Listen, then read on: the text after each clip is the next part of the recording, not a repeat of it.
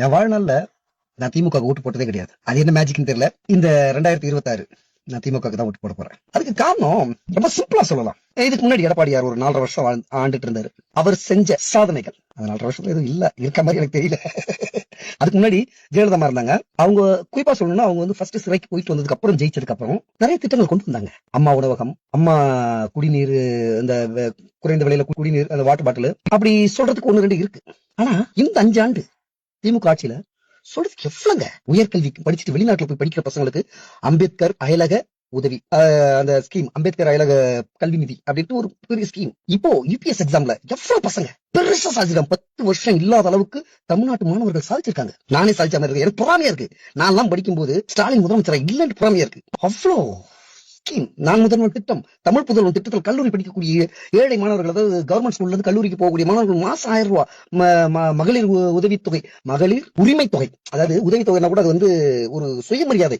இதுல எனக்கு பிடிச்சிருக்க விஷயம் என்னன்னா, ஒவ்வொரு ஸ்கீமுக்கும் பேர் வச்சது பாருங்களேன். நான் முதல்வன், அதாவது அந்த பயனாளிகள், அந்த பசங்க இருக்காங்களா, அந்த பசங்களே முதல்வன். ஓகேங்களா? சத்தியமா இன்னும் 100 வருஷத்துக்கு இந்த ஸ்கீம்ல ஒரு ஸ்கீமை கேன்சல் பண்ணணும்னு நினைச்சா முடியாது. தமிழ்நாட்டுல பெரிய போராட்டமே இருக்கும். அன்னைக்கு வர முத்துவேல் கருணாநிதி ஸ்டாலின் தான் முதல்வர். இது அண்ணா சொன்ன வார்த்தை.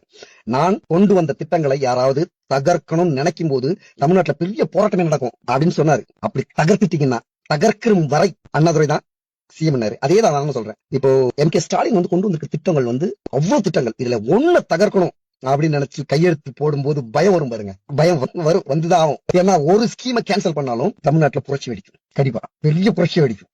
ஒரு ஸ்கீம் கேன்சல் பண்ணாலும் எக்ஸ்ட்ரா தரேன்னு சொல்லிட்டு இல்ல. சில நம்ம எடப்பாடி கூட இடையில சொன்னாரு, 2000 எதிர்ப்பு எப்படி கொடுப்பீங்க என்பது வரியை உயர்த்துவோம் அப்படிலாம் சொன்னாரு. வரியை உயர்த்தி நான் அந்த 2000 ரூபாய் கொடுப்பேன் அப்படிலாம் இல்ல. பொருளாதாரம்னு ஒண்ணு இருக்கு, தற்சார்பு பொருளாதாரம். இப்போ மத்திய அரசு வந்து அவங்க தர வேண்டிய நிதிகளை வந்து பெரிய அளவுல கொடுக்காம தமிழ்நாட்டோட வளர்ச்சியை தடுக்கிறாங்க. இருந்தாலும் ஸ்டாலின் வந்து ஒரு தற்சார்பு பொருளாதார நிபுணரால மட்டும்தான் அந்த வரிசுமையை, அந்த தராம தடுக்கக்கூடிய வரிசுமையை மீறி பொருளாதாரத்துல இன்னைக்கு வந்து இந்தியாவில 2வது இடத்துல வந்திருக்கு.